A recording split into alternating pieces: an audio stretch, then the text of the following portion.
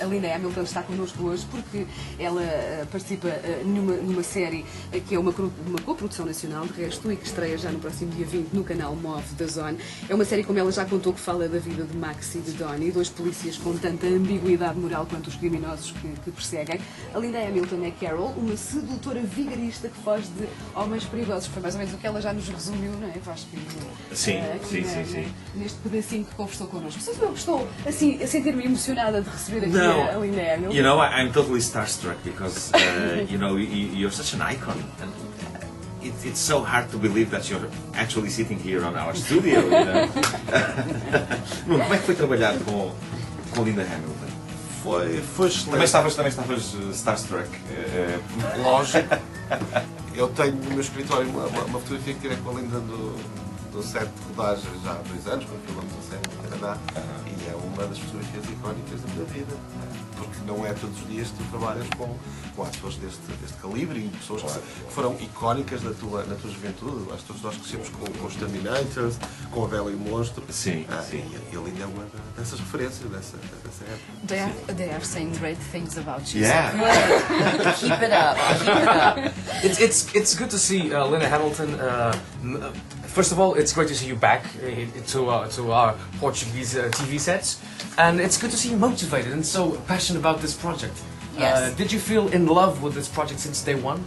Yes. The woman that was directing the first episodes and directed many of them was a friend of mine who I'd worked with a few years before, and she called and said, "I've got this great little part for you. Do you want to read it?" And I said, "Absolutely." And I was in from the moment that I read it. Oh, that's and great. without really knowing, you know, when you're doing television, you don't know where it's going to go. They don't say this is, you know, basically that, you know, you get the shape of the character and then you just jump in and you don't necessarily know where the story is going to lead you. But Yeah. I was never disappointed. I thought the writing was so good. You voted for Arnold, your friend Arnold, for the governor of California. Was your vote based on friendship? Or did you truly believe on his abilities to be the governor of California? And are you happy with his performance? Are you, in some way, disappointed? I did not vote for him as a friend because actually in early days when suddenly I had all this new cachet because Arnold had announced his candidacy and suddenly people treated me like I was the first The lady first lady. in politics. First lady, Yeah. So my opinion started to matter, and people said, "Are you voting for him?" And I went, "No." But over time, seeing the options, which was Gray Davis, who just really had no power as a leader, I decided that, you know, California might need someone that was big and strong, and a true leader. And Arnold is a very smart man. I mean, he is a huge brain, a great businessman, a people person. So I thought that maybe he might be able to help our state, which was in great crisis at the time. And I think it takes even more than Arnold to fix the problems in our state. You know, one person, 8 years doesn't really, you know, it's going to take more than that. Yeah. Passados todos estes anos, como é que olha para a maneira como terminou a sua participação na Bela e o Monstro, que é uma das séries televisivas mais amadas de sempre em Portugal? Lisa already learned the word monstro because she heard you saying Sim. monstro and she said, yeah, they're talking about the beast, yeah. The very long question that Nuno Marco just did is about Beauty and the Beast. You left Beauty and the Beast in which year? 1989. 1989, over 20 years ago, that's right? 20 years after, how do you see your departure from the show?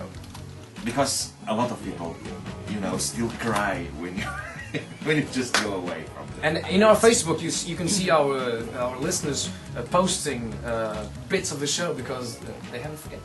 It's so true, and a lot of people still think that I might go back to Beauty and the Beast. It Would makes you? me laugh. It was the old Beauty and the Beast. That's pretty much what it would be like. Yeah, they changed the title for me.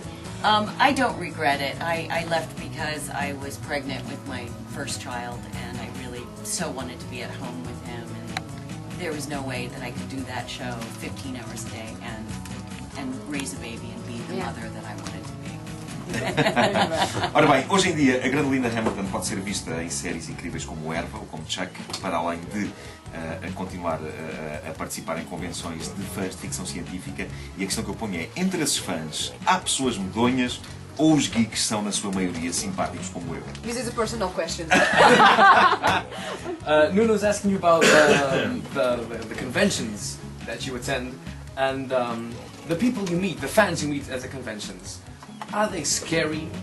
The geeks. The geeks. Yeah, Are yeah. they scary or are they just regular and common people? And nice like me. They're much nicer than you. Really? No, I don't find people scary. You know, I find people fascinating, and every part of human nature fascinates me. And I have a big geek inside, you know. Yeah. I was the outsider in high school. I, never really fit in, so those outsiders and the people that show up at those conventions are the ones that really speak to my heart. Oh, okay. I basically want to take every single one of them home with me. I don't know, is that normal? I don't know. It's it great. depends. You have a big house? Às 8h45 e 9h45 e a qualquer hora em podcast. No site da rádio, em radiocomercial.clix.pt.